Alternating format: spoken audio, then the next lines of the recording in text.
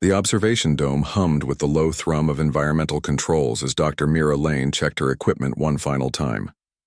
Beyond the reinforced transparasteel, the nursery habitat stretched across 200 square meters of carefully crafted terrain, rocky outcrops, shallow pools, and dense vegetation that mimicked the homeworld of the Krevthari species. Today would be her first direct contact with the cubs. The Galactic Council had been skeptical when she'd proposed the behavioral study. The Krevthari were apex predators, their adult forms standing 3 meters tall with razor-sharp claws and jaw strength, capable of crushing starship hull plating. Their cubs, while smaller, possessed the same lethal equipment and none of the social conditioning that made adult Krevthari civilized members of galactic society. Dr. Lane, the station AI chimed, Ambassador Theknor has requested to observe your session. He wishes to ensure proper protocols are maintained. Mira suppressed a smile. The Krevthari ambassador had made his disapproval abundantly clear. Humans, he'd argued, were too soft, too fragile, too gentle to understand predator psychology. He'd cited a dozen academic papers proving that only species with natural predatory instincts could properly study predator development. Tell the ambassador he's welcome in the observation gallery, Mira replied, sealing her tablet into her vest pocket. She wore no protective gear beyond standard station clothes, a choice that had horrified the safety committee. The airlock cycled open with a hiss. 6 pairs of luminous amber eyes fixed on her immediately. The cubs had been dozing in a pile near the largest outcrop, but her entrance brought them to instant alertness. They were beautiful creatures covered in dense fur that shifted between deep violet and charcoal gray, depending on the light. Each cub was roughly the size of a large dog, with oversized paws that promised the formidable size they'd eventually achieve. Mira walked calmly into the habitat, her movements unhurried. She'd studied pack behavior across 24 species. The key was never to show fear, never to show aggression, only confidence and calm authority. The cubs began to circle her, their movements coordinated despite their youth. One, slightly larger than the others with distinctive silver markings along his spine, broke from the formation and approached directly. His ears were forward, his tail high. A challenge. You must be Rakor, Mira said softly, consulting the mental notes from her preliminary observations. The bold one. Rakor growled, a rumbling sound that would have been intimidating if it hadn't come from something that barely reached her knee.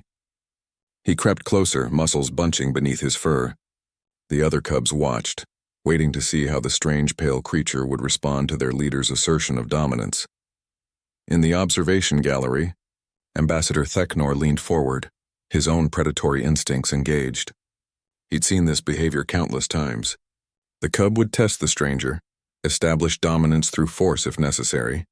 It was the Krevthari way. The human would retreat or worse would be injured. Then perhaps the council would understand that some species simply couldn't bridge certain evolutionary gaps. Rakor lunged forward and nipped at Mira's wrist, not hard enough to break skin through her sleeve, but enough to establish contact, to test her reaction.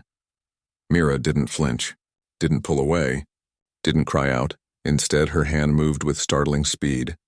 She tapped Rakor firmly on the nose, not a slap, not a hit, but a clear, unmistakable correction. The universal language of pack discipline. No, she said, her voice level and authoritative. We don't bite. Rakor froze, his amber eyes wide with surprise. In his young life, no one had ever corrected him this way. The station staff left food and fled. The caretaker drones maintained distance. But this strange, soft creature had touched him, had established a boundary without fear or hesitation. Mira pointed to the ground in front of her feet. Sit! The command was absurd. Rakor was a predator, a future apex hunter of known space. He didn't take orders from prey species. He growled again, more uncertain this time. Mira's hand moved again, another firm tap to his nose. Sit, she repeated, her tone unchanged. Something in Rakor's instincts recognized the pattern. This wasn't aggression, it was instruction. Pack hierarchy being established not through violence but through clear, consistent correction. Slowly, almost involuntarily, he sat. Mira reached into her pocket and produced a small protein cube, a high-value treat from the cub's regular diet. She offered it to Rakor. Good, she said warmly. The cub took the treat, confused but intrigued by this new dynamic. The other 5 cubs had been watching intently. Now, one by one, they approached. Each attempted the same test, a tentative nip, a boundary push. Each received the same response, a firm nose tap, a clear command, and then a reward for compliance. Within 15 minutes, all 6 cubs sat in a neat row before Dr. Mira Lane, their tails wagging slightly, their eyes fixed on her with newfound respect and curiosity. In the observation gallery, Ambassador Theknor stood motionless, his translator struggling to capture the stunned rumble emanating from his chest.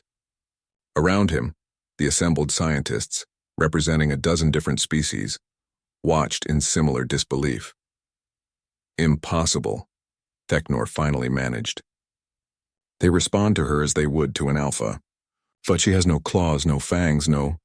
She has something better, interrupted Dr. Velaisha, a Centaurian behavioral specialist. She has understanding. She recognized what they needed, not a competitor but a teacher. Not violence but structure.